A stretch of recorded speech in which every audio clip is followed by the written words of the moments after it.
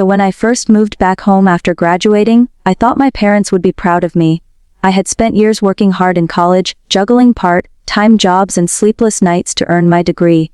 The idea was simple. I would move into the small apartment that my parents owned in the city, pay a fair rent, and build my savings while starting my new job. At first, everything seemed reasonable. My rent was set at a manageable rate, and I was thankful to have a place to live. But things began to shift the moment my older brother, Amir, re-entered the picture.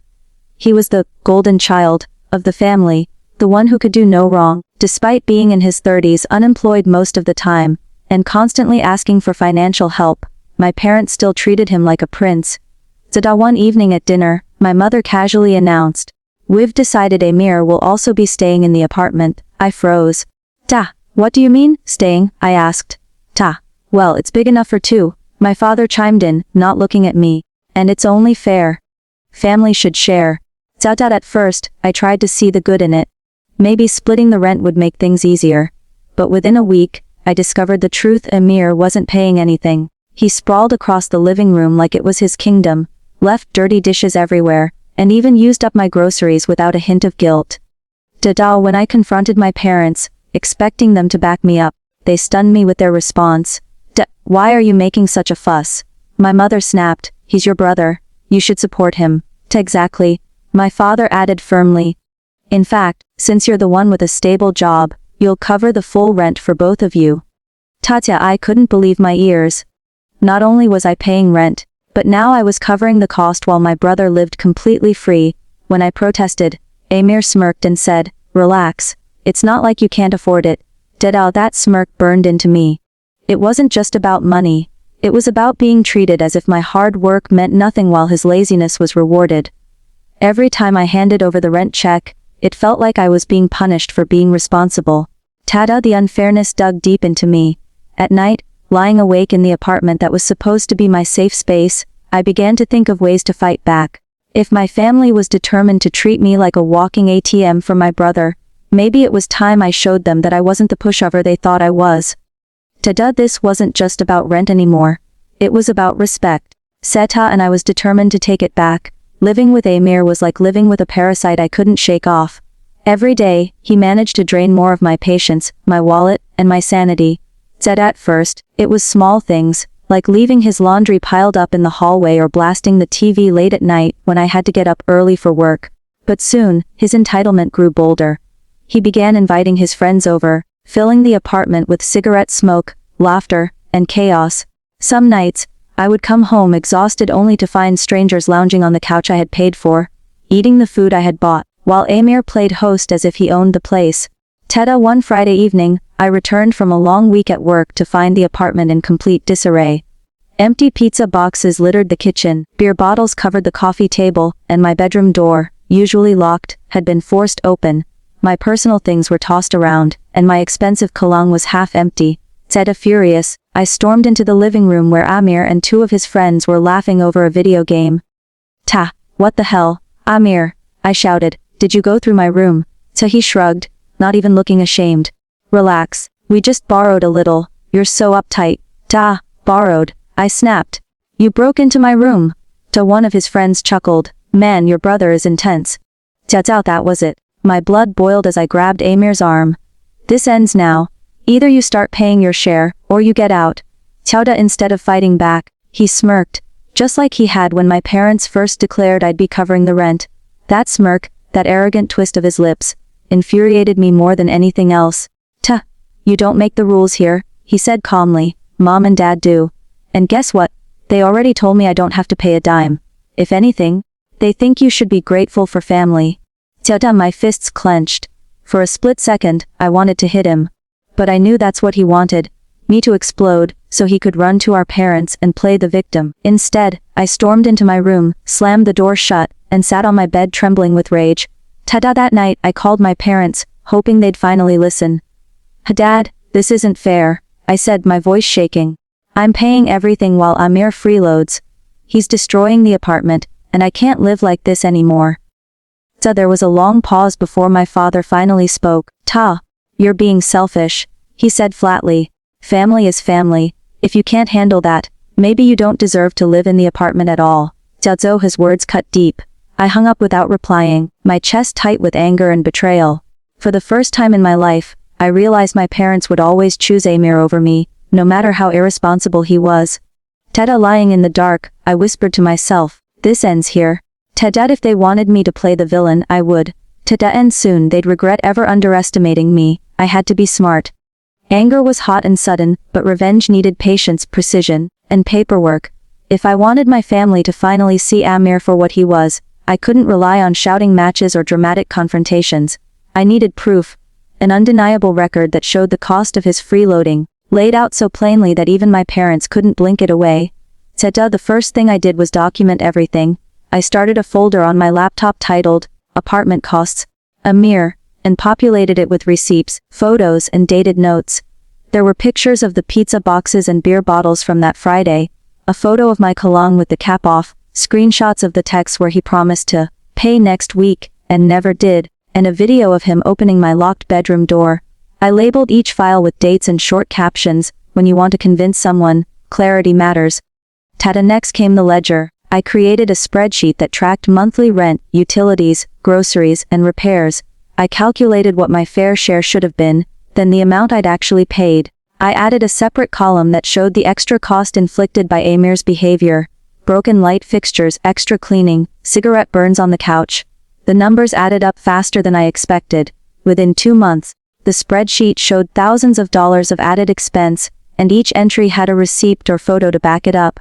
Tada, but paper and pixels weren't enough. I needed to change the immediate situation so I could corner him into accountability. I started with small, practical moves that wouldn't get me in trouble, but would make freeloading less comfortable. I changed the Wi-Fi password and set the new one only for devices I owned. I labeled my food in the fridge and began taking inventory, posting a polite but pointed list of shared items on the notice board in the kitchen. Everything else was off limits. When Amir shrugged and rated my groceries, I took photos and added them to the folder. Zeta, most importantly, I stopped letting him hide behind family platitudes. I drafted a formal household expenses note, not a dramatic ultimatum but a calm, professional invoice. It listed the calculated per-person share and the dates payments were due. I printed 2 copies, slid one under Amir's door, and emailed the other to my parents with the subject line, Household Expense Report. For your records. I kept my tone neutral, the figures objective. If they were going to treat this like a financial arrangement, fine. I'd speak their language. Numbers. Sada, watching him fumble when the Wi-Fi went down and he realized he didn't have access to the TV streaming account, was almost deliciously petty, but it proved a point.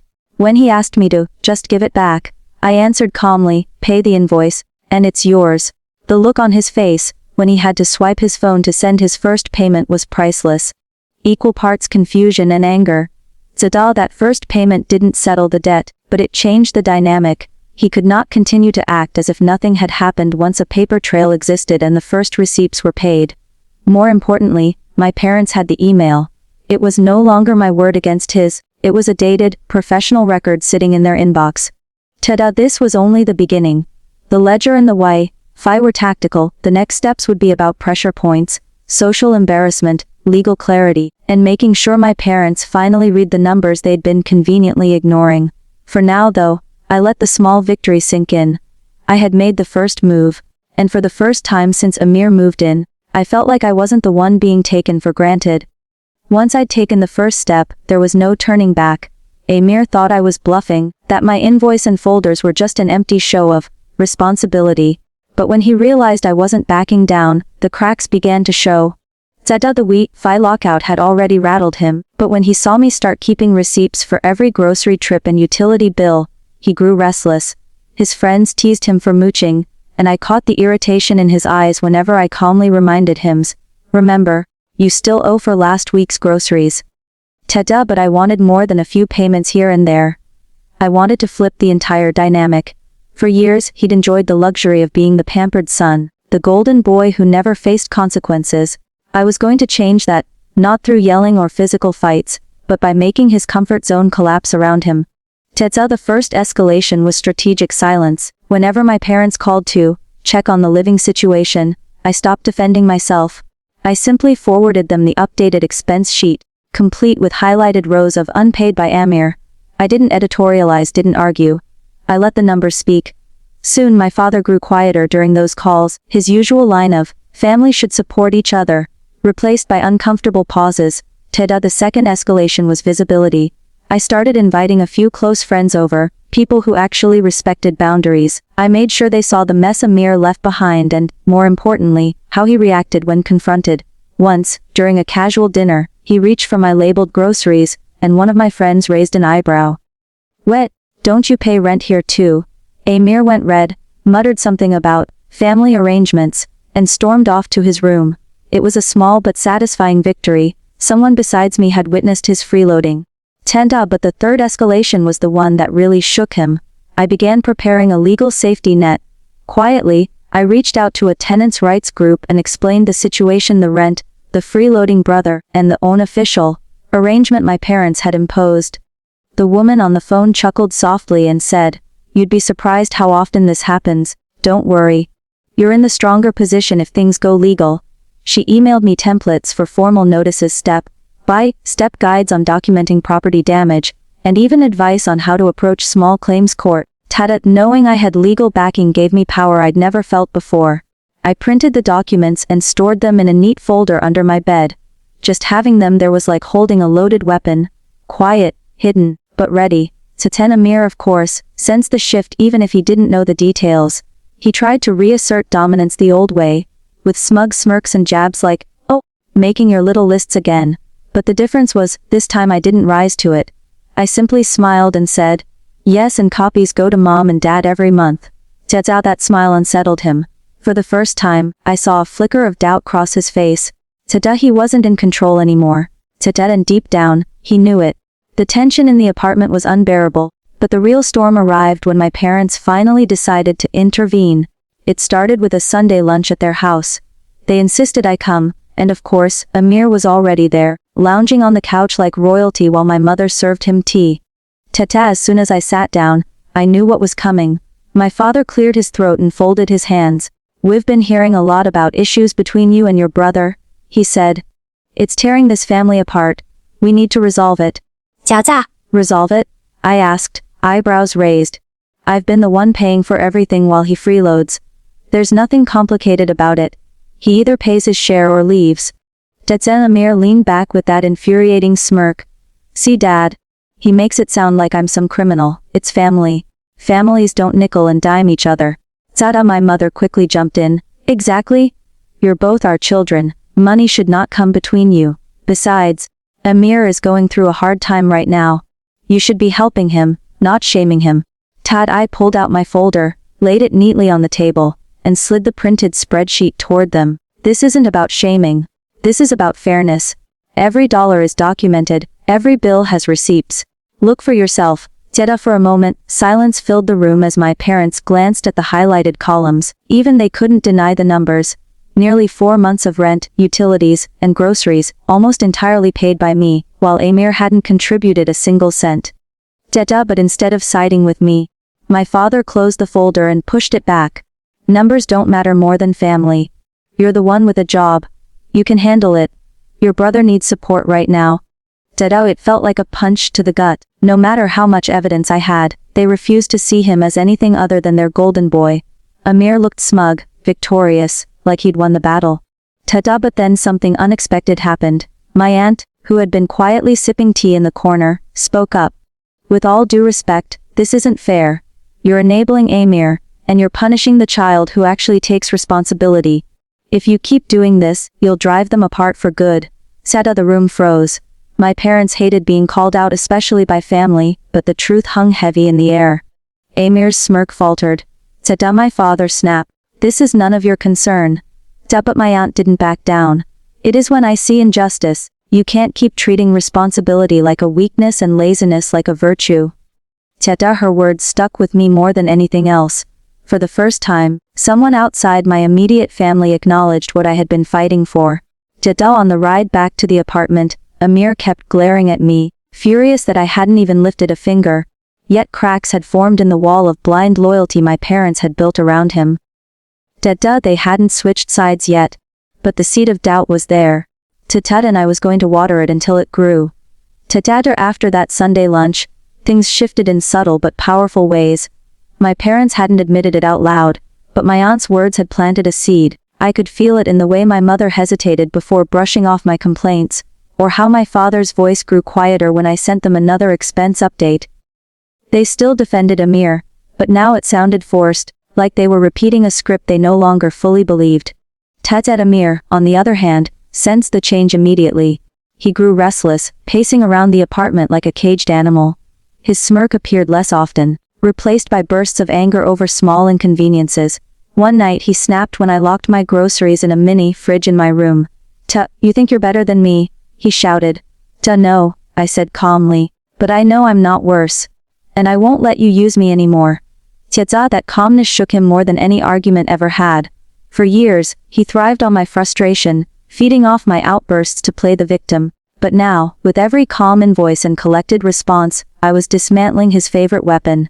The real turning point came a week later, when the landlord, not my parents, stopped by the apartment for a surprise inspection.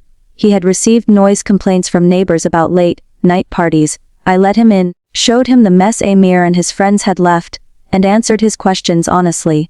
Amir tried to charm his way through it, insisting it was all occasional gatherings. But the landlord wasn't buying it. He gave us a warning: if things didn't improve, there would be penalties. That night, when I added the landlord's written warning to my growing file, Amir finally snapped. He stormed into my room, waving the paper in my face. You're setting me up," he accused. No," I replied, meeting his glare. "You're setting yourself up. I'm just keeping the receipts." For the first time, he had no comeback. His confidence wavered, and I saw something in his eyes I'd never seen before: fear. That's when I realized I had the upper hand. Not because I was stronger or louder, but because I had the one thing he couldn't fake: proof. He could charm our parents, manipulate emotions, and spin lies, but he couldn't erase receipts, warning letters, and photos. A few days later, my father called. His tone was different this time, heavy and uncertain. "I don't like where this is going," he admitted. "Your brother needs to step up. This can't continue." Hearing those words felt like a door unlocking inside me. For the first time, my father wasn't blindly defending Amir. He was acknowledging the truth, even if only in a reluctant whisper. It wasn't victory yet, but it was momentum.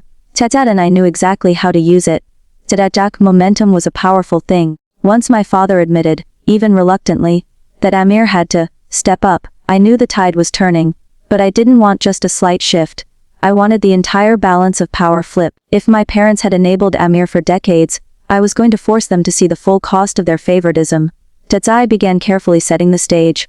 First, I tightened my documentation system. Every bill, every extra cost, every broken item went straight into the file.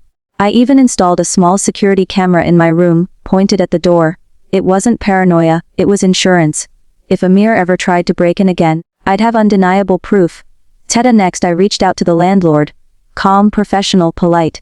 I explained that I was paying rent on time but struggling because of an unofficial co-tenant who caused damages. I asked if it was possible to update the lease to reflect actual tenants.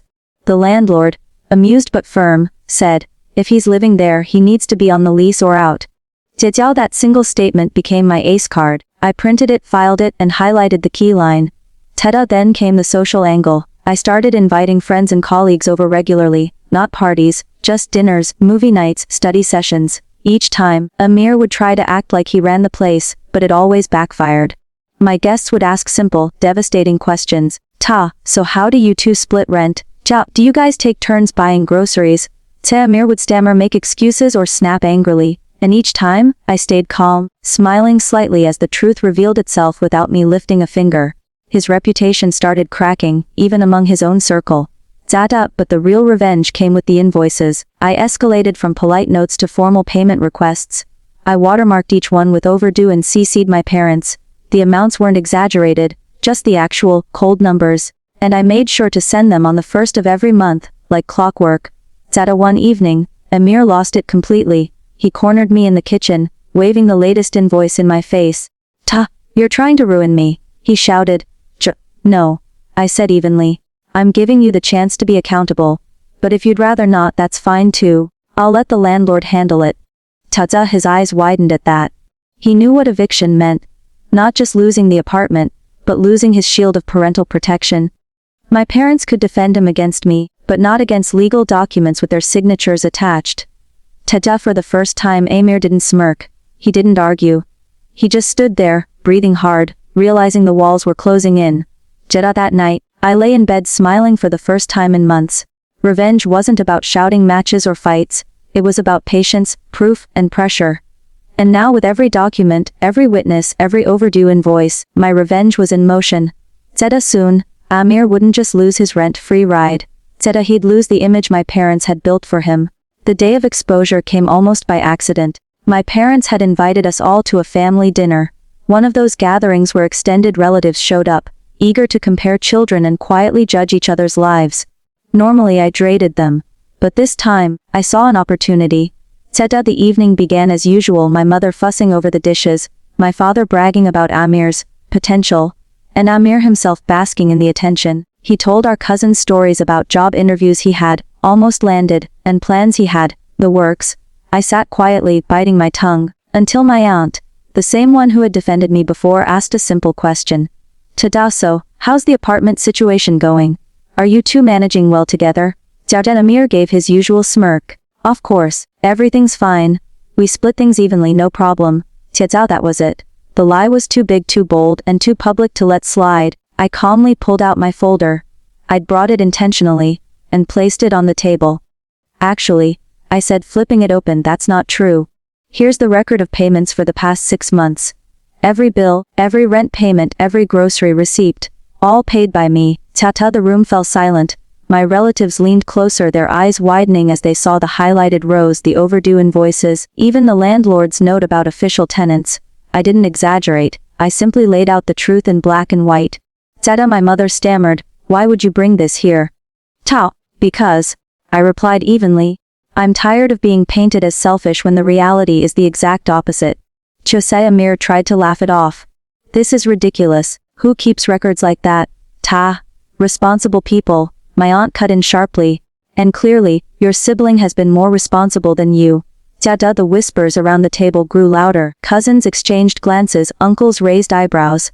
The golden image of Amir was cracking, right there in front of everyone. His face turned red, and he snapped, you're making me look bad. Tata. I met his glare calmly. No, you did that yourself. I'm just showing the evidence. Tada. For the rest of the dinner, Amir sulked in silence, his usual smugness gone. My parents tried to change the subject, but the damage was done. Relatives who had once praised Amir now looked at him with thinly veiled disappointment. Worse for him, they looked at me with something unfamiliar respect. Sadal. That night, after we returned to the apartment, Amir slammed his door so hard the frame rattled. I heard him pacing for hours, muttering under his breath. But I didn't care. For the first time, the truth wasn't just between me, him, and our parents, it was out in the open. Zeta. He could no longer hide behind lies or favoritism. Everyone knew.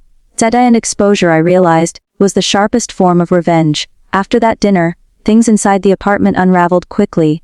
Amir had always thrived on perception, being seen as the charming, struggling son with potential. But now, after being exposed in front of the family, that facade crumbled. He stopped going out with friends, avoided answering relatives' calls, and spent most days sulking in his room.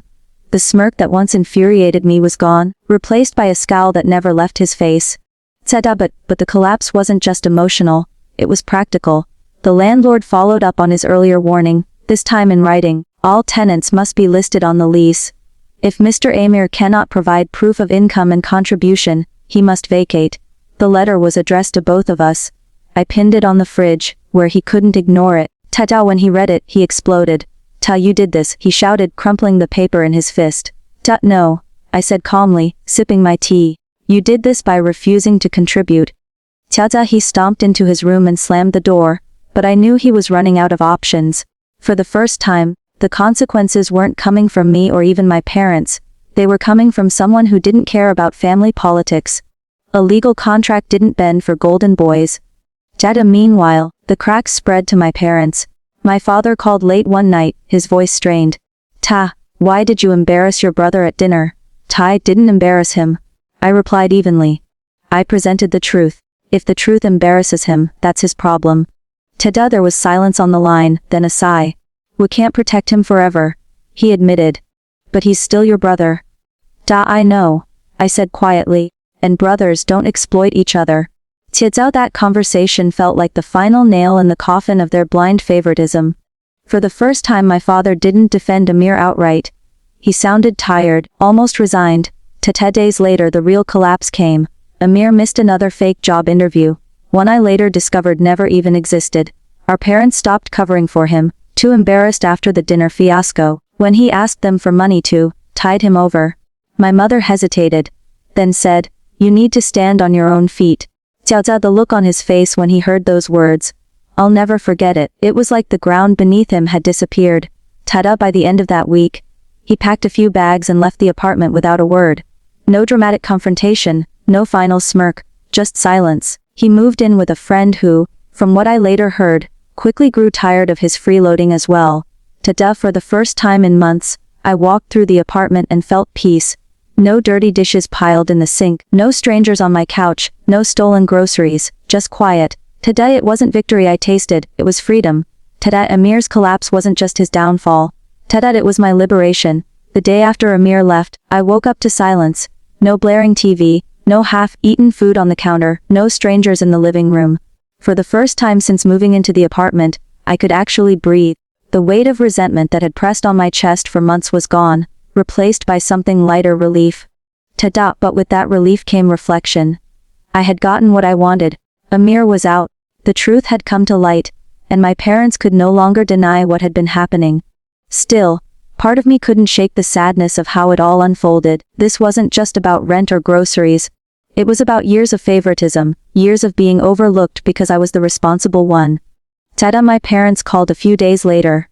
My mother's voice was softer than usual. "The apartment, is it better now?" she asked. "Yes," I answered honestly. "It finally feels like home." Tada, there was a long pause before she added, almost reluctantly. "We didn't realize how unfair we were being. We thought we were helping Amir, but maybe we only made him weaker." Jiao, that was the closest thing to an apology I would ever get. My father, more pragmatic, admitted, "Your records, the bills, they opened our eyes. We can't argue with numbers. You did the right thing." Tada, for years, I had begged for recognition, for them to see the imbalance, and in the end, it wasn't my words that convinced them. It was evidence, patience, and strategy. Revenge hadn't come through shouting matches or dramatic ultimatums. It had come through truth, carefully revealed, until it was undeniable. As weeks passed, I noticed subtle changes in how my parents spoke to me. They asked about my work with genuine interest, praised my responsibility, even thanked me for keeping things together. Amir, meanwhile, drifted further into the background. He still tried to charm relatives and play the victim, but the damage from that family dinner lingered. People no longer bought his excuses so easily. One evening, sitting in the quiet apartment, I realized something important. My revenge wasn't really about punishing Amir. It was about reclaiming my dignity. For too long, I had been the invisible sibling, the dependable one taken for granted. By standing my ground, by refusing to be exploited, I had forced my family to see me, not just as the responsible one, but as someone who demanded respect. Tada, the final lesson was simple, but powerful. Sometimes, the best revenge isn't loud or cruel. Sometimes it's as quiet as a folder of receipts, a well-timed invoice, or a calm refusal to be walked over. Tiao, I closed my laptop, put away the now complete folder, and leaned back with a smile. The war was over. I had won, not because I destroyed Amir, but because I refused to let him destroy me. And for the first time I felt truly free. Tiao.